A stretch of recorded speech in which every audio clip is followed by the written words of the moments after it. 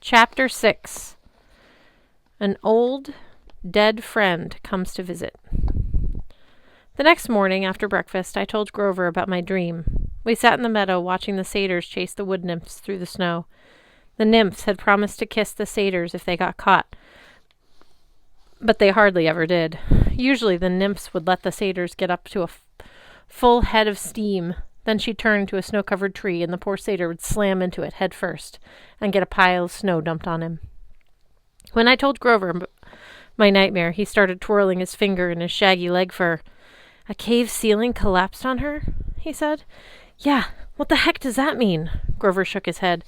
"I don't know, but after what Zoe dreamed..." "Whoa, what do you mean? Zoe had a dream like that?" I don't know exactly. About 3 a.m, she came to the big house and demanded to talk to Chiron. She looked really panicked.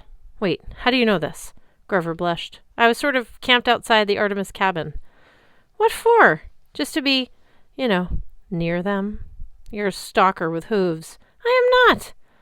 Anyway, I followed her to the big house, and I hid in a bush and watched the whole thing. She got real upset when Argus wouldn't let her in. It's kind of a dangerous scene. I tried to imagine that. Argus was the head of security for camp, a big blonde dude with eyes all over his body. He rarely showed himself, unless something serious was going on. I wouldn't want to place bets on a fight between him and Zoe Nightshade. "What did she say?" I asked. Grover grimaced. "Well, she started talking really old-fashioned, the way she does when she gets upset. So it was kind of hard to understand, but something about Artemis being in trouble and needing the hunters. And then she called Argus a boil-brained lout. I think that's a bad thing. And then he called her... Whoa, wait, how could Artemis be in trouble? Finally Chiron came out in his pajamas and horsetail and curlers and... He wears curlers in his tail?" Grover covered his mouth. "Sorry," I said. "Go on." "Well, Zoe said she needed permission to leave camp immediately. Chiron refused. He reminded Zoe that the hunters were supposed to stay here until they received orders from Artemis. And she said," Grover gulped, "she said, how are we to get orders from Artemis if Artemis is lost?" "What do you mean, lost? Like she needs directions?" "No, I think she meant gone. Taken. Kidnapped." "Kidnapped?" I tried to get my mind around that idea. How would you kidnap an immortal goddess? Is that even possible?" "Well, yeah, it happened to Persephone. But she was like the goddess of flowers." Grover looked offended. "Springtime. Whatever. Artemis is a lot more powerful than that. Who could kidnap her? And why?" Grover shook his head miserably. "I don't know. Kronos? He can't be that powerful already, can he?" The last time we'd seen Kronos, he'd been in tiny pieces. Well, we hadn't actually seen him. Thousands of years ago, after the big Titan God War, the gods had sliced him to bits with his own scythe and scattered his remains in Tartarus, which is like the gods' bottomless recycling bin for their enemies. 2 summers ago, Kronos had tricked us to the very edge of the pit and almost pulled us in. Then, last summer, on board Luke's demon cruise ship, we'd seen a golden coffin, where Luke claimed he was summoning the Titan Lord out of the abyss, bit by bit, every time someone new joined their cause. Kronos could influence people in dreams and trick them, but I didn't see how he could physically overcome Artemis if he was still like a pile of evil bark mulch. "I don't know," Grover said. "I think somebody would know if Kronos had reformed. The gods would be nervous. But still, it's weird. You having a nightmare the same night as Zoe? It's almost like..." "They're connected," I said. Over the frozen meadow, a satyr skidded on his hooves as he chased after a red-headed tree nymph.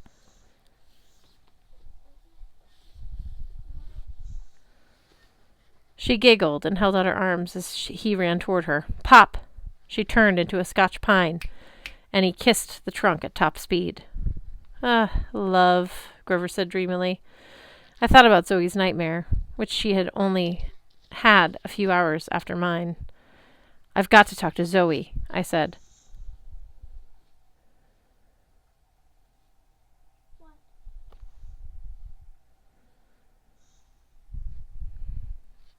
Before you go," Grover took something out of his coat pocket. It was a 3-fold display, like a travel brochure. "Remember what you said about how it was weird the hunters just happened to show up at Westover Hall? I think they might have been scouting us." Scouting us? What do you mean? He gave me the brochure. It was about the Hunters of Artemis. The front read, "A wise choice for your future." Inside were pictures of young maidens doing hunter stuff, like chasing monsters and shooting bows. There were captions like, "Health benefits, immortality, and what it means for you. A boy free tomorrow." I found that in Annabeth's backpack, Grover said. I stared at him. I don't understand. Well, it seems to me maybe Annabeth was thinking of joining. I'd like to say I took the news well. The truth was I wanted to strangle the Hunters of Artemis with one eternal maiden at a time. The rest of the day I tried to keep busy, but I was worried sick about Annabeth. I went to javelin throwing class, but the Ares camper in charge chewed me out after I got distracted and threw the javelin at the target before he got out of the way. I apologized for the hole in his pants, but he still sent me packing. I visited the Pegasus stables, but Selena Beauregard from the Aphrodite cabin was having an argument with one of the hunters, and I decided I'd better not get involved. After that, I sat in the empty chariot stands and skulked. Down at the archery fields, Chiron was conducting target practice. I knew he'd be the best person to talk to. Maybe he could give me some advice, but something held me back. I had a feeling Chiron would try to protect me, like he always did. He might not tell me everything he knew. I looked the other direction. At the top of Half-Blood Hill, Mr. D and Argus were feeding the baby dragon that guarded the Golden Fleece. Then it occurred to me, no one would be in the big house.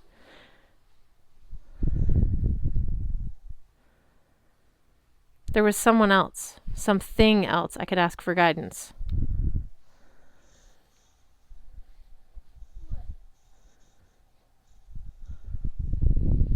My blood was humming in my ears as I ran into the house and took the stairs. I'd only done this once before. I still had nightmares about it. I opened the trap door and stepped into the attic. The room was dark and dusty and cluttered with junk, just like I remembered. There were shields with monster bites out of them,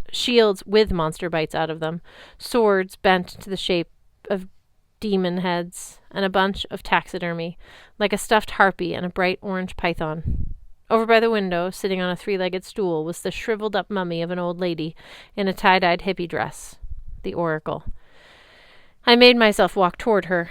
I waited for green mist to billow from the mummy's mouth like it had before, but nothing happened. "Hi," I said. What's up?" What is all that noise?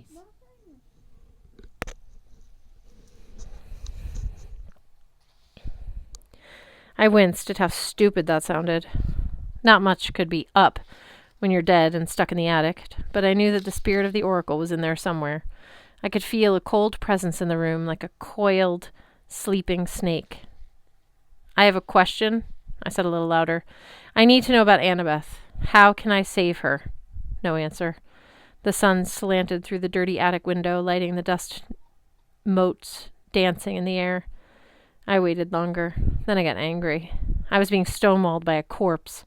"All right," I said. "Fine. I'll figure it out myself." I turned and bumped into a table full of souvenirs. It seemed more cluttered than the last time I was here. Heroes stored all kinds of stuff in the attic. Quest trophies they no longer wanted to keep in their cabins, or stuff that held painful memories. I knew Luke had stored a dragon claw somewhere up here, and that one had scarred his face. There was a broken sword hilt labeled "This broke and Leroy got killed, 1999. Then I noticed a pink scarf with a label attached to it. I picked up the tag and tried to read it. "Scarf of the Goddess Aphrodite, recovered at Waterland, Denver, Colorado, by Annabeth Chase and Percy Jackson." I stared at the scarf. I'd totally forgotten about it. 2 years ago, Annabeth had ripped this scarf out of my hands and said something like, "Oh no love magic for you." I just assumed she'd thrown it away. And yet here it was. She'd kept it all this time? And why had she stashed it in the attic? I turned to the mummy. She hadn't moved, but the shadows across her face made it look like she was smiling gruesomely. I dropped the scarf and tried not to run toward the exit. That night at dinner, I was seriously ready to beat the hunters at Capture the Flag. It was going to be a small game, only 13 hunters, including Bianca D'Angelo, and about the same number of campers. Zoe Nightshade looked pretty upset. That's not me. She kept glancing resentfully at Chiron, like she couldn't believe he was making her do this. The other hunters didn't look too happy either. Unlike last night, they weren't laughing or joking around. They just huddled together in the dining pavilion, whispering nervously to each other as they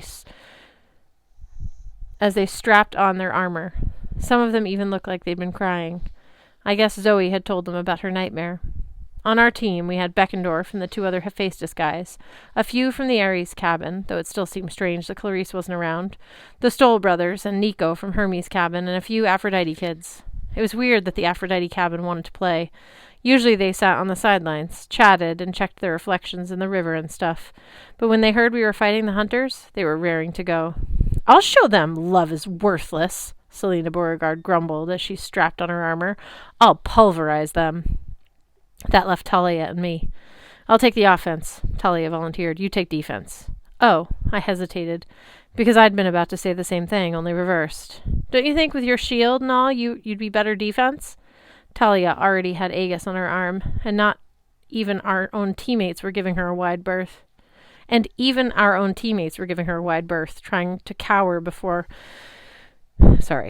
not to cower before the bronze head of Medusa. "Well, I was thinking it would make better offense," Talia said. "Besides, you've had more practice at defense." I wasn't sure if she was teasing me. I'd had some pretty bad experiences with defense and capture the flag. My first year, Annabeth had put me out as kind of bait, and I'd almost been gored to death with spears and killed by a hellhound. "Yeah, no problem," I lied. "Cool." Talia turned to help some of the Aphrodite kids who were having trouble suiting up their armor without breaking their nails. Nico D'Angelo ran up to me with a big grin on his face. "Percy, this is awesome!" His blue-feathered bronze helmet was falling in his eyes, and his breastplate was about 6 sizes too big. I wondered if there was any way I'd looked that ridiculous when I'd first arrived. Unfortunately, I probably had. Nico lifted his sword with effort. "Do we get to kill the other team?" "Well, no. But the hunters are immortal, right?"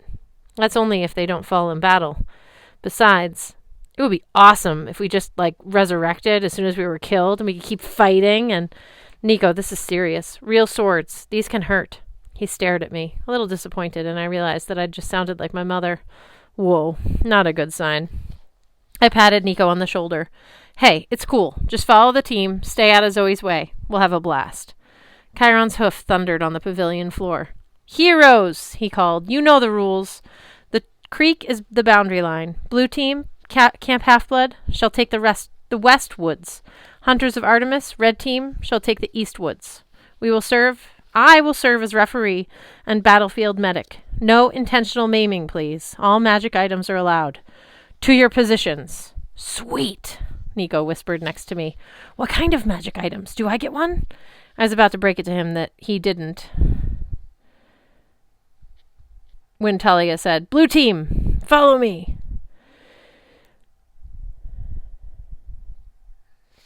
They cheered and followed. I had to run to catch up, and tripped over somebody's shield, so I didn't look much like a co-captain, more like an idiot. We set our flag on top of Zeus's fist. This is a cluster of boulders in the middle of the West Woods that if you look at it just the right way, it looks like a huge fist sticking out of the ground.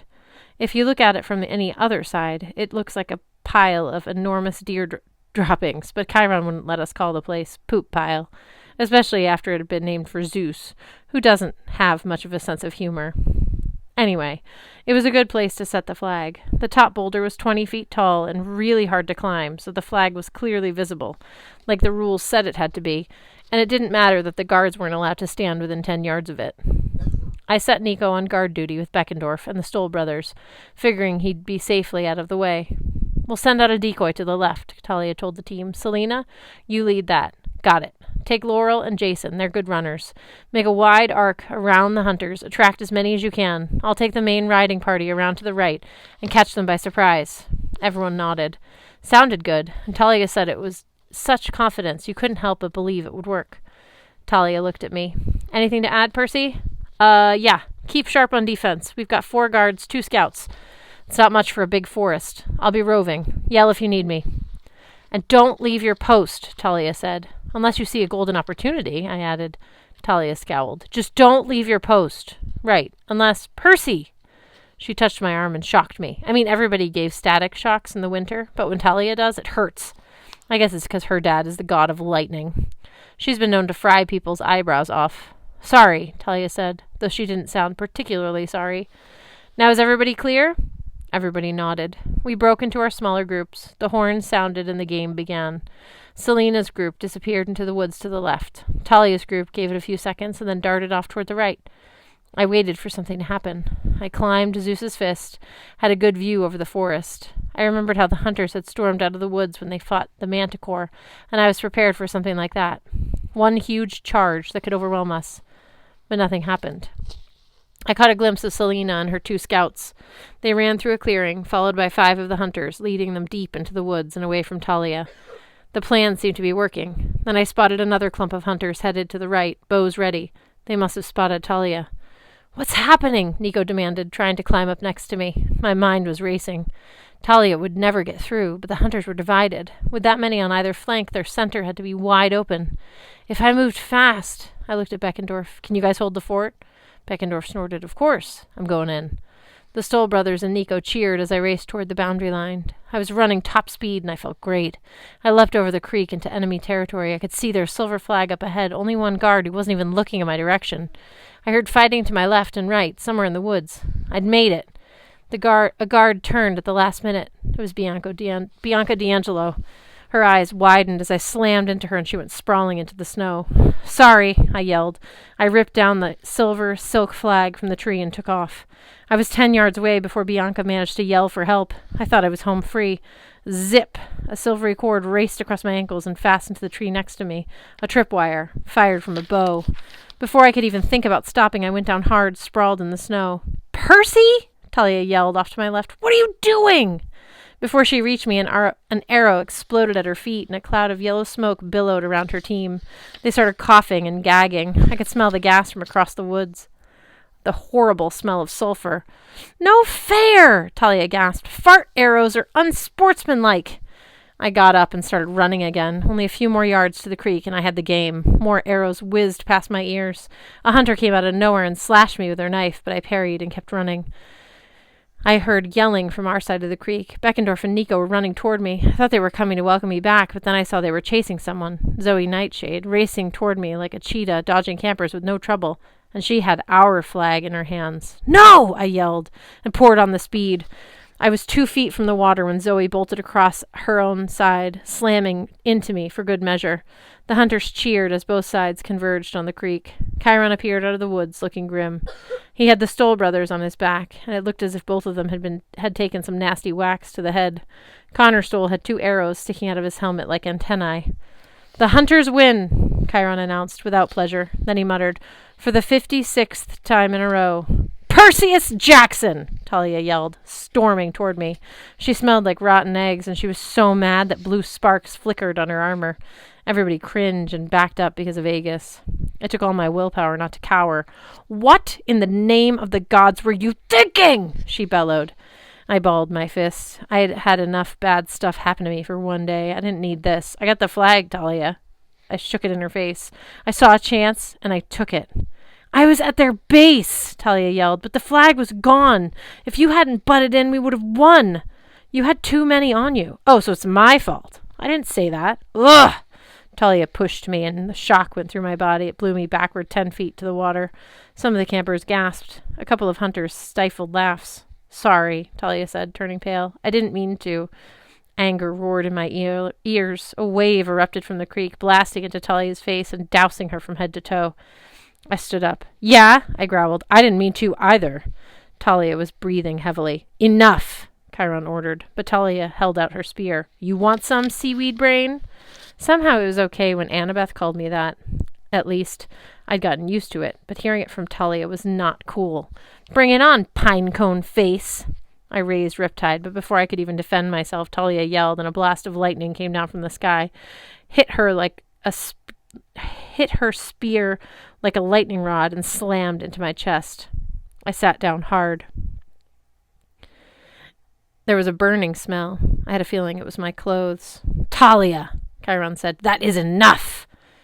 I got to my feet and willed the entire creek to rise. It swirled up, hundreds of gallons of water, and in a massive icy funnel cloud. "Percy!" Chiron pleaded. I was about to hurl it at Talia when I saw something in the woods. I lost my anger, my concentration all at once. The water splashed back into the creek bed. Talia was so surprised she turned to see what I was looking at. Something was approaching. It was shrouded in a murky green mist, but as it got closer, the campers and hunters gasped. "This is impossible," Chiron said. I'd never heard him sound so nervous. She has never left the attic. Never.